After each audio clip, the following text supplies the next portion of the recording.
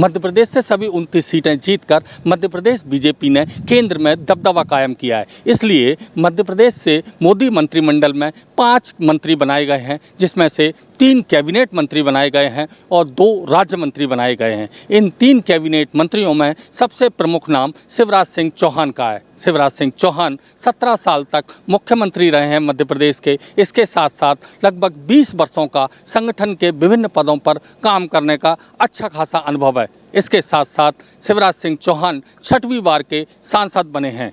इसके अलावा अगर हम देखें तो ज्योतिरादित्य सिंधिया को मंत्री बनाया गया है, जो पहले भी मोदी सरकार में मंत्री रहे हैं।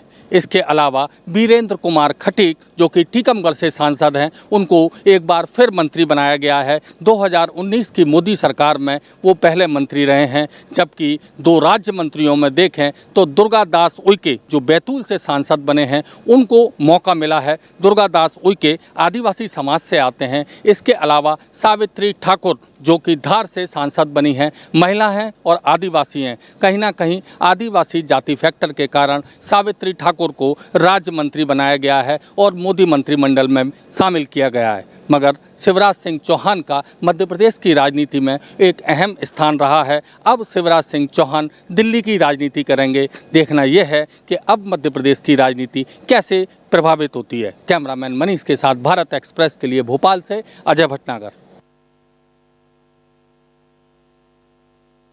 बिहार में राजपूत जाति के 4 सांसद जीतने के बावजूद एनडीए ने एक भी मंत्री पद नहीं दिया है। इस पर आरजेडी ने तंज कसा है। आरजेडी नेताओं ने आरोप लगाया है कि एनडीए ने मंत्रिमंडल का स्वरूप किस कदर खींचा है कि न केवल राजपूत बल्कि कायस्थ और कुशवाहा से भी किसी को मंत्री नहीं बनाया है। आरजेडी प्रवक्ता मृत्युंजय तिवारी ने साफ तौर पे कहा है कि तेजस्वी यादव जिस अंदाज में A to Z की बात कर रहे हैं, ये तमाम जातियां अब A to Z का हिस्सा होगी। इसके जवाब में जेडीयू और बीजेपी के तरफ से भी प्रतिक्रिया आई है। दोनों दलों ने साफ तौर पे कहा है कि ये प्रधानमंत्री का विशेषाधिकार होता है और किस जाति को कितना प्रतिनिधित्व देना है, ये तय करने का काम प्रधानमंत्री का है। हालांकि कई ऐसे राजपूत के बड़े नेता चुनाव जीते हैं, जिसमें राजीव प्रताप रूढ़ी, जनार्दन सिंह सिग्रीवाल, राधा मोहन सिंह और लवली आनंद को लेकर तरह तरह की प्रतिक्रियाएं हैं और इन तमाम प्रतिक्रियाओं के बीच विपक्षी दल निशाना साध रहे हैं। कुल मिला के इस मुद्दे पर अब सत्ता पक्ष और विपक्ष के बीच टकरार है और इंडिया गठबंधन हमलावर है।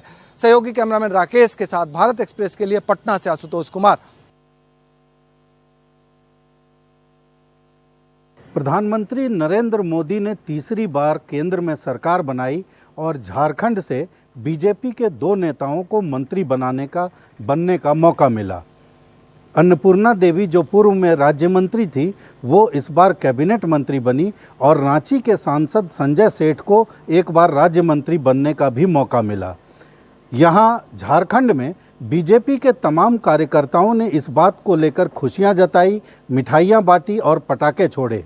पार्टी में इस बात को लेकर जहां एक तरफ जश्न का माहौल है, वहीं दूसरी तरफ चर्चा इस बात को लेकर भी है कि आखिर ये क्या कारण हुआ जिसके चलते 2 ओबीसी नेताओं को मंत्री पद में जगह मिली, जबकि अगड़ी जाति के निशिकांत दुबे सरीखे नेता, जो कि 3 बार से सांसद बन चुके थे, काफ़ी काम उन्होंने अपने इलाके में किया है। इन तमाम बातों के बावजूद उनको मंत्रिमंडल में मौका नहीं मिला।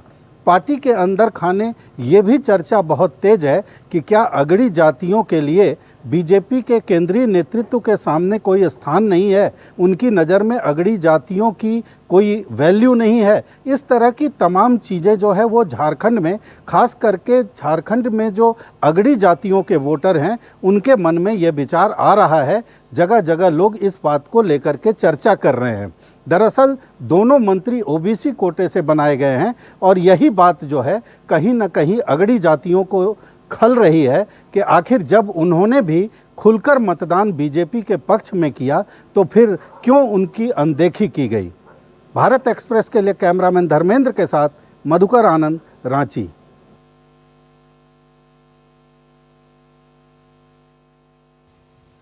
आम आदमी पार्टी को सुप्रीम कोर्ट से फिलहाल राहत मिल गई है। सुप्रीम कोर्ट ने आम आदमी पार्टी के दफ्तर को खाली करने के लिए समय सीमा 10 अगस्त को तय किया है। सुप्रीम कोर्ट ने कहा है कि 10 अगस्त तक हर हाल में आम आदमी पार्टी अपनी दफ्तर को खाली कर दे, क्योंकि उसके लिए यह अंतिम मौका है।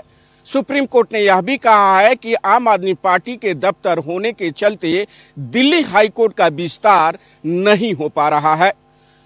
दिल्ली हाई कोर्ट ने इससे पहले केंद्र सरकार से कहा था कि 6 हफ्ते में आम आदमी पार्टी के दफ्तर के लिए जमीन मुहैया कराने पर केंद्र सरकार विचार करे। हालांकि मामले की सुनवाई के दौरान केंद्र सरकार कोर्ट से पेश वकील ने कहा था कि आम आदमी पार्टी के दफ्तर के लिए साकेत कोर्ट के पास जमीन दिया जा रहा है और इसके लिए ऑफर किया गया था, लेकिन आम आदमी पार्टी की तरफ से कोई जवाब नहीं आया।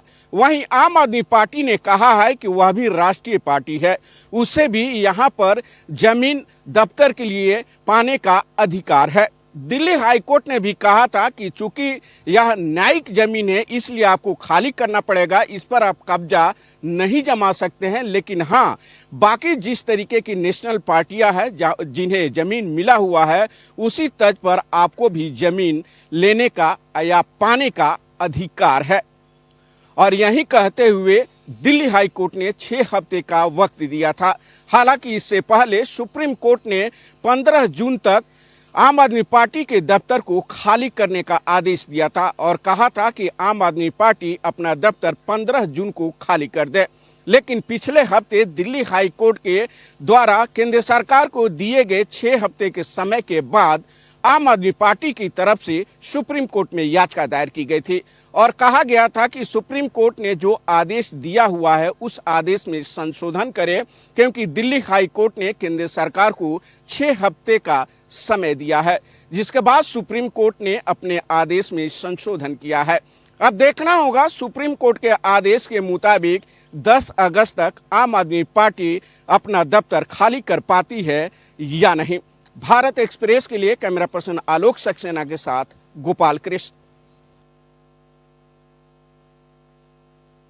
इस बार के लोकसभा चुनावों में निर्दलीय उम्मीदवारों की भी पूरी मौज बहार है। ऐसे निर्दलीय उम्मीदवार जो जीत कर संसद पहुंचे हैं वो इस बार खुल के बैटिंग कर रहे हैं। मैं बात कर रहा हूं पप्पू यादव की। पप्पू यादव इस बार बिहार के पूर्णिया से जीत कर संसद पहुंचे। साथ ही पप्पू यादव का कहना है कि ऐसी पार्टी जो भी देश के विकास और बिहार को पूर्ण राज देने की बात करेगी उसके साथ उनका सदैव समर्थन है। बिहार की सबसे हॉट सीट पूर्णिया लोकसभा जिसे निर्दलीय राजेश रंजन उर्फ पप्पू यादव ने जीत लिया है। बिहार में काफी दिनों बाद कोई निर्दलीय सांसद जीता है। जेडीयू और आरजेडी ने एक साथ मिलकर लड़ा तो पप्पू यादव के सामने चुनौती थी, लेकिन पप्पू ने पूर्णिया में चौथी बार जीत हासिल की है। पप्पू 3 बार इस सीट से निर्दलीय ही जीते और 1 बार मुलायम सिंह की पार्टी के सिंबल पर, लेकिन वो भी खुद की बदौलत। चाहे कोरोना हो चाहे बाढ़ हो, बिहार की जनता के बीच में पप्पू यादव की एक अलग ही छवि है। यही वजह है कि पूर्णिया की जनता ने पप्पू यादव पर भर कर प्यार लुटाया है और पप्पू यादव संसद पहुंच गए हैं। पप्पू यादव से कांग्रेस के बारे में जब भारत एक्सप्रेस ने सवाल पूछा तो पप्पू यादव का कहना है कि राहुल और प्रियंका गांधी हमेशा से उनके नेता हैं और उनके नेता रहेंगे। ये अलग बात है कि अगर वो कांग्रेस को समर्थन भी देते हैं तो भी वो निर्दलीय सांसद ही रहेंगे। ऐसे में ये कहा जा सकता है कि पप्पू यादव अभी भी इंडिया गठबंधन की तरफ जाते हुए दिखाई पड़ रहे हैं, तो वहीं एनडीए से उनका दूर दूर तक कोई नाता नहीं है। दिल्ली से कैमरा पर्सन रमेश राय के साथ मैं मोहित शुक्ला, भारत एक्सप्रेस। आज बांग्लादेश की प्रधानमंत्री शेख हसीना ने कांग्रेस की संसदीय दल की चेयरपर्सन सोनिया गांधी, राहुल गांधी और प्रियंका गांधी से मुलाकात की। हालांकि ये मुलाकात एक निजी है क्योंकि दोनों ही परिवारों के पारिवारिक संबंध बताए जाते हैं।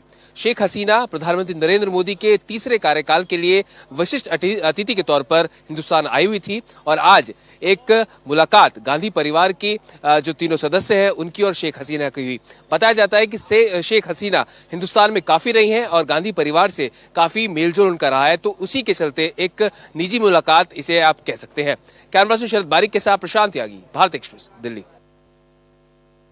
अयोध्या के संतों ने प्रधानमंत्री नरेंद्र मोदी को देश का तीसरी बार प्रधानमंत्री बनने पर बधाई दी है। श्री राम जन्मभूमि के मुख्य पुजारी आचार्य सत्येंद्र दास ने बधाई देते हुए कहा है कि रामलला के मंदिर और अयोध्या का विकास प्रधानमंत्री नरेंद्र मोदी के कार्यकाल में हुआ। अभी बहुत सारे कार्य शेष बचे हैं।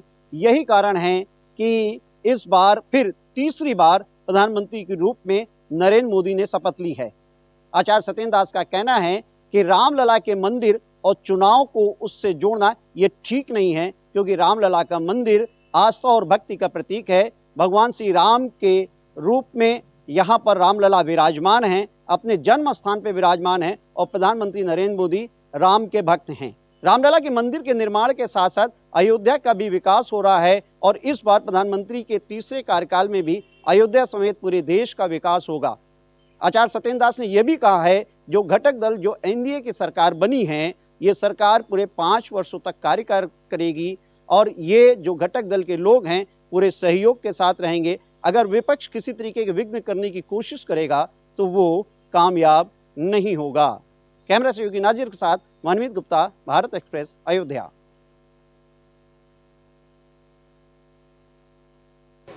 लोकसभा चुनाव में बसपा की करारी हार के बाद बसपा सुप्रीमो ने अपने पार्टी के जिम्मेदार पदाधिकारियों से 20 जून तक रिपोर्ट तलब की है। 2019 के लोकसभा के चुनाव में बसपा को जहां 10 सीटें मिली थी, वहीं 2024 के लोकसभा चुनाव में बसपा खाता नहीं खोल पाई है। बड़ा ही बुरा प्रदर्शन था। इससे मायावती ने 20 जून को जो रिपोर्ट तलब की है, उसके बाद बसपा सुप्रीमो तय करेगी कि पार्टी आगे कैसे लोगों के बीच काम करेगी, क्योंकि 2027 में होने वाले विधानसभा चुनाव में बसपा के लिए प्रदर्शन करना एक बड़ी चुनौती है। सहयोगी शहनवाज खान के साथ रजनीश पांडे, भारत एक्सप्रेस, लखनऊ।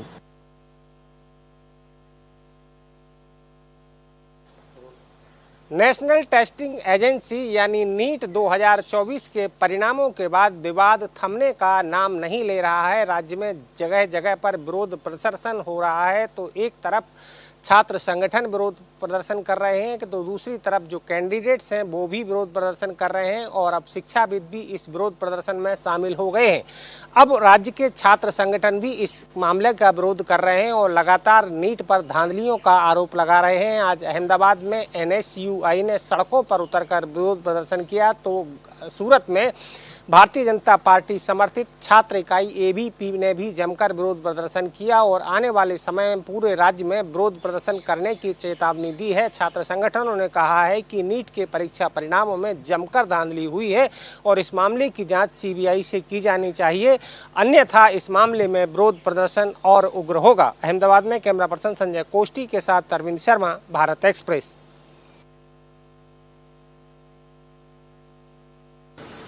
9 जून को शपथ लेने के बाद प्रधानमंत्री नरेंद्र मोदी की नई सरकार का गठन हो गया, लेकिन अभी भी इसके बारे में संशय बरकरार है कि आखिर बीजेपी का राष्ट्रीय अध्यक्ष कौन होगा, क्योंकि शपथ ग्रहण समारोह में JP नड्डा भी शपथ लेते हुए दिखाई दिए। JP नड्डा जो है अभी तक जिस तरीके से पार्टी की अध्यक्षता संभाल रहे थे राष्ट्रीय अध्यक्ष के तौर पर, और उनका जो कार्यकाल है वो खत्म हो गया था, लेकिन लोकसभा चुनाव को देखते हुए उनका एक्सटेंशन दिया था। लेकिन जिस तरीके से उन्होंने शपथ ली उसके बाद ये साफ हो गया कि वो आगे ये पदभार नहीं संभालेंगे। वहीं 2 नाम और आ रहे थे, मनोहर लाल खट्टर और शिवराज सिंह का, लेकिन इन दोनों ने भी जब मोदी कैबिनेट के लिए शपथ ली तो ये नाम भी उससे हट गए। ऐसे में अभी ये सवाल खड़ा होता है कि आखिर बीजेपी का राष्ट्रीय अध्यक्ष कौन होगा। आगे आने वाले दिनों में जल्द ही कोई बीजेपी का पार्टी का राष्ट्रीय अध्यक्ष चुना जा सकता है। भारत एक्सप्रेस के लिए कैमरामैन धर्मेंद्र के साथ कोमल शर्मा। मुंबई और उसके आसपास के इलाकों में पिछले 24 घंटे में जमकर बरसात हुई है, जिससे मुंबई के तापमान में और लोगों को गर्मी से राहत जरूर मिली है। लेकिन बारिश के बाद मुंबईकरों को कई सारी दिक्कतों का सामना करना पड़ा। कहीं कहीं पर जल जमाव की स्थिति नजर आई तो यातायात भी काफी प्रभावित हुई है। इसके साथ ही IMD की तरफ से 5 दिनों के लिए अलर्ट जारी किया गया है, मतलब कि 5 दिनों तक ज्यादा बारिश होने की जो संभावना है वो जताई गई है। IMD ने मुंबई, कोंकण और पुणे सहित महाराष्ट्र के कई हिस्सों में भारी बारिश की चेतावनी जारी की है। IMD ने महाराष्ट्र के सिंधुदुर्ग में भारी बारिश के लिए रेड अलर्ट, रत्नागिरी के लिए ऑरेंज अलर्ट और पालघर, ठाणे, मुंबई और रायगढ़ के लिए येलो अलर्ट जारी किया है। कोंकण और मध्य महाराष्ट्र में अत्यधिक भारी बारिश की संभावना है और आने वाले सप्ताह के दौरान इन क्षेत्रों में भारी बारिश हो सकती है। ऐसे में बरसात को लेकर IMD की तरफ से जो अलर्ट है वो जारी किया जा रहा है। इसके साथ ही जो भी जानकारी है वो IMD की तरफ से साझा किया जा रहा है। लेकिन जिस तरीके से मुंबई में उमस थी, काफी गर्मी थी, उससे लोगों को राहत जरूर मिली है। कैमरामैन बाला के साथ में आंचल तिवारी, भारत एक्सप्रेस। प्रयागराज के यमुना नगर में बने टोल प्लाजा पर आए दिन गुंडागर्दी बढ़ती जा रही है। बीती रात टोल कर्मियों ने किसानों और डॉक्टर के साथ जमकर मारपीट की, जिसमें 2 लोग घायल हो गए। घायलों को नजदीकी अस्पताल में भर्ती कराया गया है। बीती रात टोल प्लाजा में टोल कर्मियों द्वारा की गई मारपीट और गुंडागर्दी के बाद किसानों का गुस्सा फूट पड़ा है। सभी किसान अब टोल प्लाजा पर अनिश्चितकालीन धरना प्रदर्शन करने लगे हैं। किसानों की मांग है जब तक टोल कर्मियों को गिरफ्तार नहीं किया जाएगा वो इसी तरह धरने पर डटे रहेंगे। वीडियो जर्नलिस्ट संजीव कुमार मिश्रा के साथ अभिषेक पांडे, भारत एक्सप्रेस, प्रयागराज। गर्मी से मामूली राहत मिलने के बाद अब एक बार फिर तापमान बढ़ने लगा है। दरअसल बीते दिनों में तापमान में गिरावट दर्ज की गई थी, लेकिन अब एक बार फिर से तापमान में बढ़ोतरी दर्ज की जा रही है।